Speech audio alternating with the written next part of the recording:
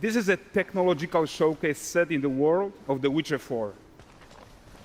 What you just saw and are going to see now is running on a standard PlayStation 5 at 60 FPS with ray tracing. So in the game, you'll be playing as Ciri, a professional monster slayer, a witcher. She explores the world and hunts down monsters for coin. The region we are in is called Kovir, and you'll get to explore it in the game. Right now, Ciri is investigating a monster, and after gathering new clues, she is heading back to a nearby village.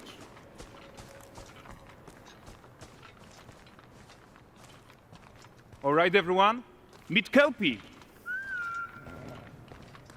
Let weeds be weeds, Kelpie. So just like Geralt had Roach, Ciri has her own loyal companion.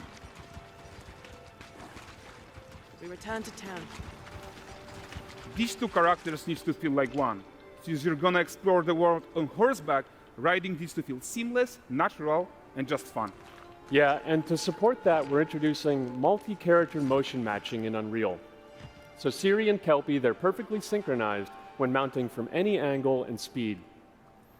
And we also support root motion movement on Kelpie, so controlling her feels realistic and grounded.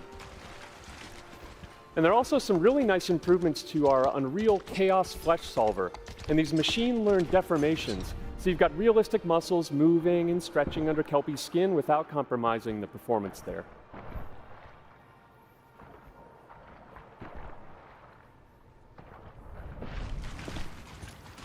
So let's leave Ciri behind for a second and talk about the world itself.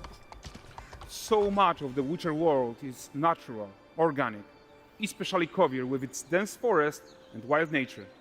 Yeah, and wild nature is hard. And with nanite geometry, we've freed artists from so many of their old constraints. But we don't want to rest until everything we do in Unreal has that same spirit of freedom. There's always more work to do.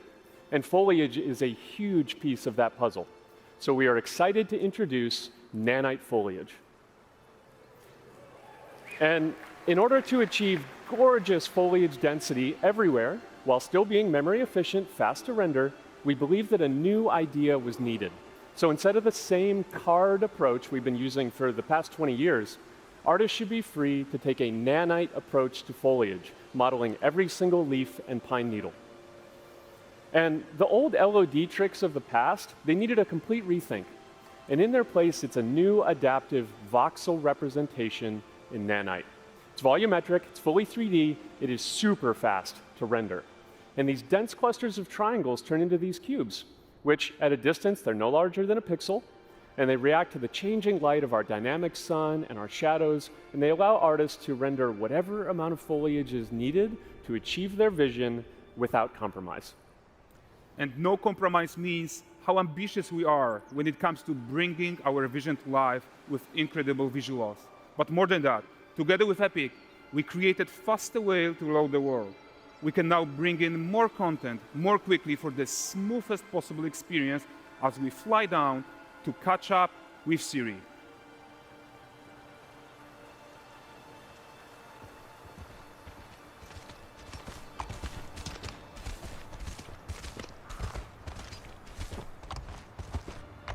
Welcome to Valdrest.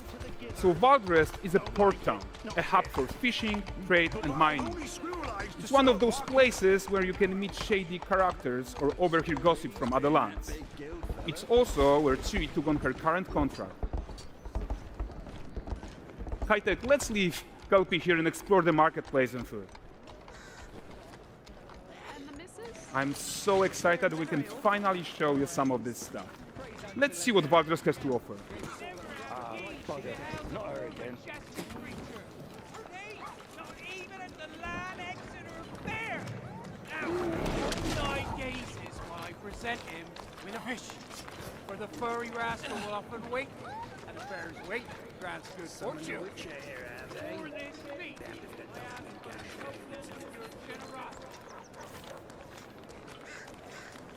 Pardon. Guys, notice how responsive the world is. Character actions directly affect what happens around you, sometimes even setting off chain reactions. Everything is working together.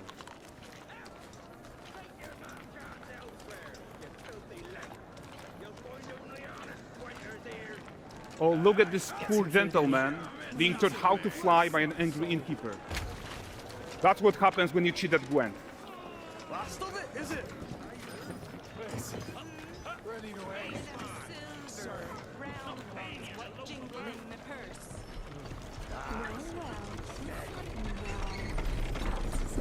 Okay, so this is the guy who gave the series quest his own. Like you probably suspect, he has his own agenda in all of this. You off your tits again, Wilfred. Get your ass up.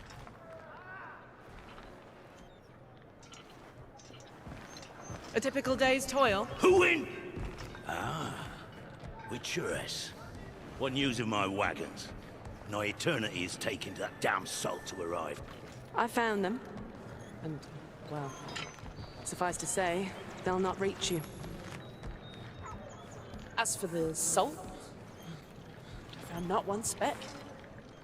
I presume this comes as no surprise to you. Now. Kavir's smuggling trade is of no concern to me. Shush, shush, shush. The manticore that flattened your cart and devoured your men, quite the opposite. Manticore? No, them winged hellspawn dwell in the arse end of Creighton. While Siri decides what to do about that merchant, let's take a look at the character technology that powers this marketplace. Why don't we listen in on these fishmongers? They're selling their wares, chatting up customers. Morning, catch this is. Won't find none fresher. Rugged me ladies after one of them. Get this cleaned and gutted for you. You mind, dearest? Into seeing something more. Got mackerel cod, all Brexit's finest. And there is tons of tech at play here, even in this simple market stall. Metahuman tools, improved Unreal Smart Objects, Chaos Cloth, and more. Yeah, and all of this exists to make sure that the gap in quality between Siri and NPCs is as small as possible. Yeah, and closing that gap, it's not just about fidelity, right, but also authenticity. They should react to changes in the world around them. But the prisoner in Pillory isn't exciting enough for Valdrest. Let's grab everyone's attention with a circus.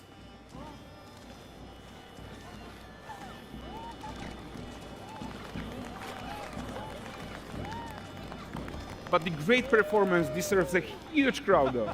Let's crank it up.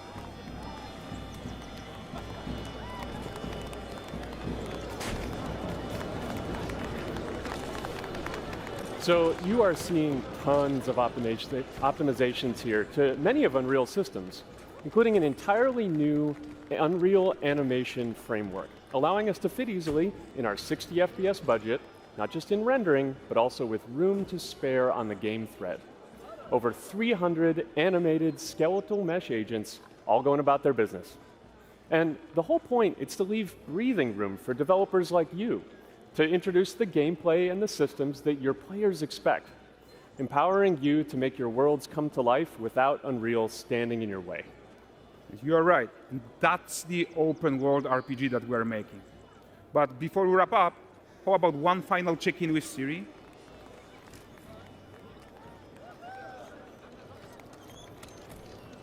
We are making this game to be the most immersive and ambitious open world Witcher game ever. And we are making this a reality thanks to our work on Unreal with the team at Epic. I think what we are doing together is going to bring in a new generation of open world RPGs, and I'm so proud of what we accomplished so far. We are too. So we're almost done, but before we go, here's a small gift for all Witcher fans. A first look at Lanexeter.